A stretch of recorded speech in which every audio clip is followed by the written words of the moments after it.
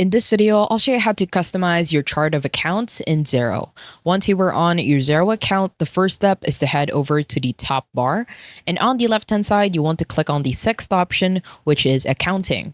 Now below accounting, you want to head over to the accounting tools section, and down below, click on chart of accounts. Now, once you are on the chart of accounts section, at the top, you will see all of your accounts, your assets, your liabilities, the equity, expenses, revenue, and archive. Now, archive is when you head over to an account. On the left-hand side, if you click on the checkbox, at the top, you will have an option to archive. Now, let's say you want to customize your chart of accounts. So what you need to do is simply head over to one account in which you want to customize. Let's say we want to customize our cleaning account. Simply click on that account. Once you do that, it will automatically take you to the account details. From here, you can change the account type. If you click on the drop down, this is set as an expense.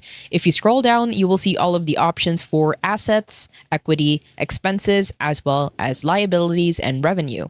Let's say you want to change your expense to a different type, like depreciation, direct cost, and overhead. Let's say that this is a direct cost instead. You will have a warning saying that changing the account type will affect all non-published reports for past and future dates, including your locked periods. If you are sure that you want to change the account type, then just simply ignore this.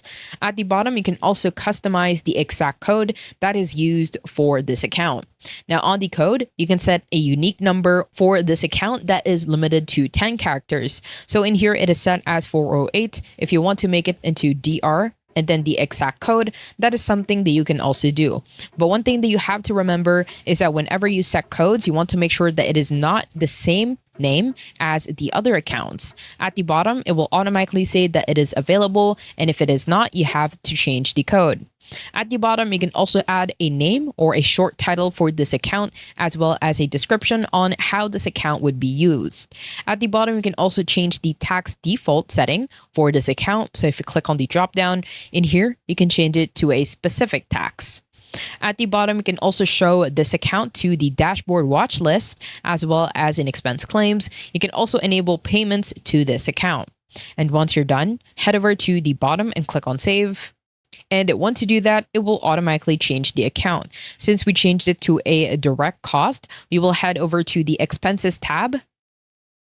From there, you should automatically see the exact account in which you have changed. What you could also do is export your chart of accounts. And from there, what you can do is simply customize how you want all of your accounts to look like on a single spreadsheet and then import them later on once you are ready. I hope you found this tutorial helpful. Please let me know if you have any other questions in the comment section below, and I will try my best to help you out.